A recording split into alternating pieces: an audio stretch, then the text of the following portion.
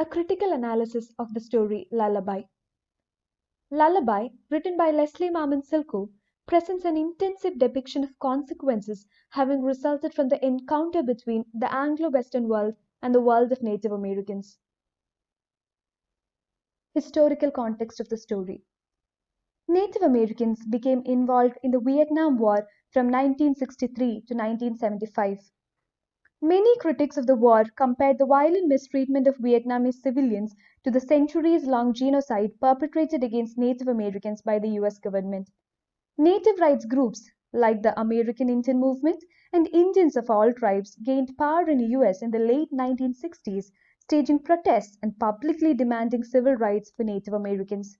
This increased public consciousness about the plight of Native Americans set the stage for Native American Renaissance, an art and literary movement that saw an exponential increase in the number of Native authors and artists whose voices broke through the cultural barriers that formerly isolated them from white society. Prominent writers of this generation include Leslie Marmon Silko, Paula Gunn Allen, N. Scott Momaday, James Welsh, and others.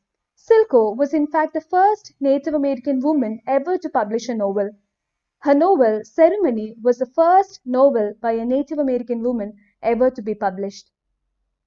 The first wave is characterized by stories, poems, and essays that describe and reclaim Native American rituals, beliefs, and traditions.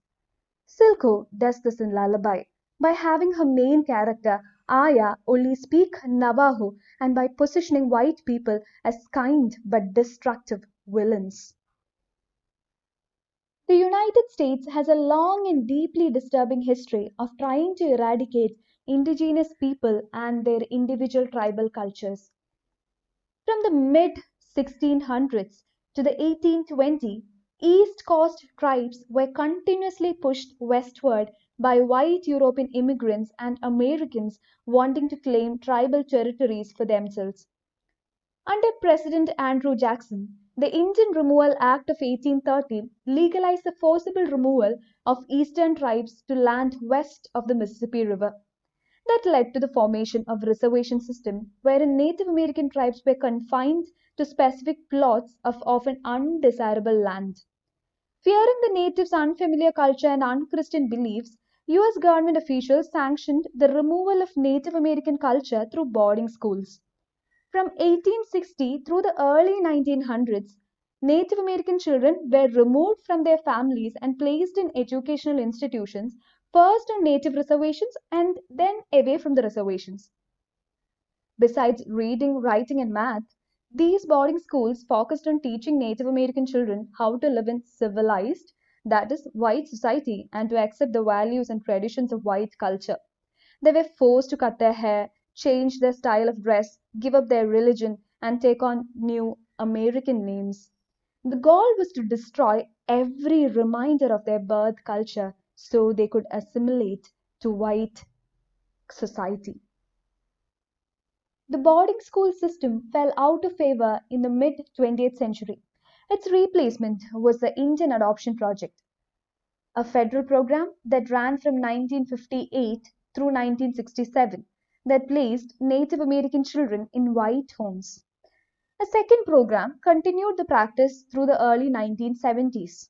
Even the most minor incident could result in removal of Native American children from their families. Incidents like suspicion of disease, the death of a family member, and even retribution against an adult who refused to assimilate to white culture.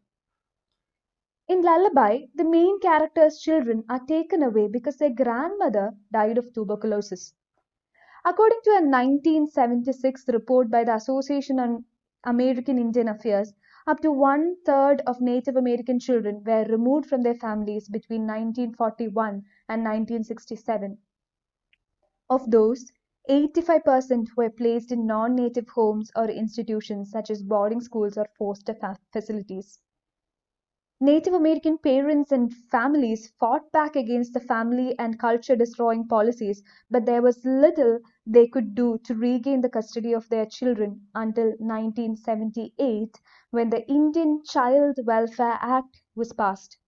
It was designed to prevent Native American children from being placed in homes that did not reflect the unique values of Indian culture, but it did nothing to reunite children who had been taken from their families during the previous 2 decades. As with the boarding school era, the adoption era tore apart families and stripped an entire generation of Native children of their culture and history. Lullaby is about many things: the cycle of life, the power of Navajo women, and the importance of remaining true to one's own culture and heritage. The latter is probably the most significant message of Lullaby. Aya clings to her Navajo heritage and old ways taught to her by her mother and grandmother. Everyone else in her family are separated in some way from Navajo culture. Physically, as in the case of Jimmy going to war and Danny and Ella being taken away, or culturally, as with Chato trusting the words of white men more than his own instincts or desires. As a result, each of them is dealt with tragic loss. Jimmy dies, Danny and Ella lose their parents and their heritage, and Chato loses his job, his home, and his sense of pride. Aya is the only character who remains true to her Navajo roots. She is also the only character who is at peace at the end of the story. Silko's message is clear. Native Americans who avoid white influence and cultural norms will be more content and safer in the long run. Lullaby depicts Native American culture in collision with a white culture that has dominated and oppressed it. Silko's story illustrates a sense of loss experienced by one Native American woman at the hands of white authority figures. As the main character, Aya looks back on the most devastating events of her life. She mourns the loss of tradition, language, and family experienced by many Native Americans in the 20th century. At the same time, however, Aya, as many of Silko's characters, is able to combine traditional with modern cultural elements in order to make meaning in her life. Language as a barrier of culture is central to Aya's sense of loss throughout her life. The language barrier, caused by her inability to understand the English or Spanish speaking white people, adds to Aya's experience of being taken advantage of by white people. When a white man comes to the door to inform them that her son Jimmy has died in the war, Aya is unable to understand him. Her husband Chato has to translate for her. The white doctors take advantage of Aya's inability to understand English by bullying her into signing a piece of paper that gives them permission to take her children away. Although the children are occasionally brought back to visit Aya, they eventually forget their native language and can only speak English.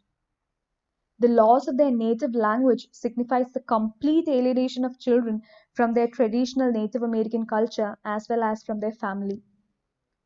Lullaby can also be interpreted as a story about the cycle of human life. Silko implies that the cycle of human life and eventual death is natural and not something to be mourned. Aya does not worry about the end of her own life, nor does she weep for Chato at the end. She instead sings him a lullaby meant to reassure him that they'll always be together. In literature, the four seasons are often used to symbolize various stages of life. Lullaby is no different. It takes place during the winter, which traditionally symbolizes life's end. This corresponds with Aya's own advanced age. Aya is able to brush off the snow that covers her little by little, but the reader understands that she most likely won't see another spring. Chato doesn't even have that long. He's old and sick, and Aya knows he'll succumb to the heavy and deep freeze that immediately follows the snowstorm. In Lullaby, winter is a metaphor for the end of one's life and the literal cause of Chato's death. The blanket is a key motif in the story as it links Aya with her grandmother and her dead son Jimmy. The blanket also reminds Aya of happier times sitting outside while her mother wove blankets on a big loom and her grandmother spun the yarn from raw wool. Here, the traditional hand woven blanket made from scratch by the women in the family serves as a metaphor for passing of oral traditions between generations of women. The blankets made by her mother and grandmother kept Aya warm at night as she slept on the sandy Hogan floor.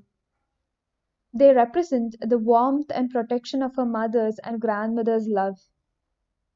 Even though the army blanket was a gift from her son, it too represents maternal love, especially when Aya and Chato are caught in the storm.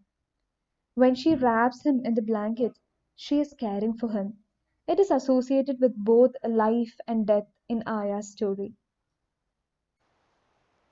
The lullaby that lends the story its title and ends it is central to the story itself.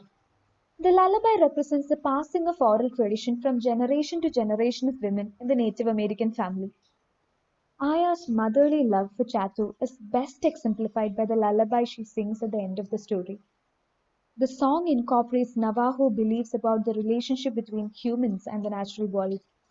As the song says, the earth is humankind's mother and the sky is the father.